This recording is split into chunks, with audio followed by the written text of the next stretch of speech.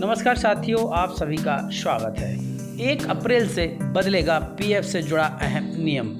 शासकीय कर्मचारी या अशासकीय कर्मचारी किसको होगा नुकसान? 1 अप्रैल से पीएफ में होने जा रहा है बड़ा बदलाव। तो सभी शासकीय कर्मचारी या प्राइवेट कर्मचारी हैं, सभी देखें, पीएफ से जुड़ा हुआ मामला है, नया अपडेट है जो कि 1 अप्रैल से लागू हो जाएगा। तो बड़ी खबर है पीएफ को लेकर। 1 अप्रैल से पीएफ से जुड़े नियम में अहम बदलाव हो जाएगा। दरअसल आम बजट 2021 में एम्प्लॉयज़ प्रोविडेंट फंड ईपीएफ और वॉलेंटरी प्रोविडेंट फंड वीपीएफ पर मिलने वाले ब्याज के लिए टैक्स छूट की सीमा तय करने का प्रावधान किया है, जिसमें 1 साल में 2.5 लाख रुपए से ऊपर के प्रोविडेंट फंड कंट्रीब्यूशन पर मिलने वाली ब्याज पर अब नॉर्मल रेट से टैक्स लिया जाएगा।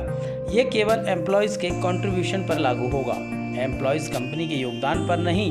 दरअसल पीएफ में ज़्यादा पैसा जमा कर कर्मचारी टैक्स बचाते आए हैं, क्योंकि अभी तक पीएफ का ब्याज जो है टैक्स के दायरे से बाहर था। हाई इनकम सैलरी वाले एम्प्लॉयज़ पर पड़ेगा असर। मौजूदा प्रावधान के तहत employees provident fund, voluntary provident fund और एम्प्लॉयड प्रोविडेंट फंड ट्रस्ट के ब्याज पर टैक्स से छूट मिली हुई है, भले ही पीएफ कंट्रीब्यूशन कितना ही ज़्यादा क्यों न हो। बजट के इस नए प्रावधान का सीधा असर हाई इनकम सैलरी वाले लोगों पर पड़ेगा, जो कि टैक्स फ्री इंटरेस्ट के लिए वॉलंटियर प्रोविडेंट फंड का इस्तेमाल करते हैं। ईपीएफ एक्ट के अनुसार एम्प्लॉयज़ कंट्रीब्यूशन कंपनी का योगदान सैलरी का 12% तय किया गया है।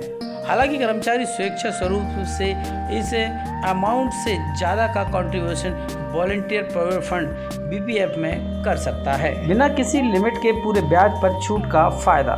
दिल्ली के चार्टर अकाउंटेंट गोविंद सिंह ने बताया कि कुछ कर्मचारी प्रोविडेंट फंड और ईपीएफ जैसे सेंट्रल गवर्नमेंट फंड में ऊंची रकम का योगदान देते हैं और बिना किसी लिमिट के पूरी ब्याज पर छूट का फ़ायदा उठाते हैं।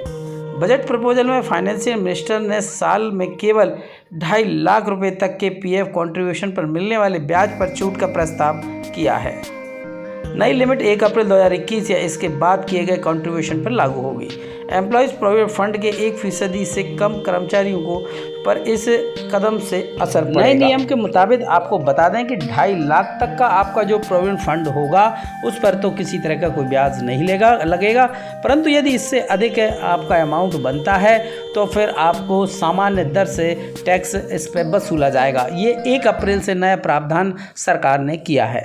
तो इससे होगा क्या? जिनकी हाई सैलरी है, जिनकी मोटी तनख्वाह है, वो अपने प्रोविडेंट फंड में ज़्यादा कटौती करवाते हैं, तो अब 2.5 लाख से यदि ऊपर होगा तो उन्हें को सामान्य टैक्स के दायरे में वो आएंगे और उनको टैक्स भरना पड़ेगा। इससे पहले ये बंधन नहीं था, जिसके कारण कई लोग अधिक से अधिक राशि अपने प्रोविडेंट फंड में जमा करवाते थे, कटवाते थे और इच्छा, क्योंकि उस पर टैक्स की भी छूट थी।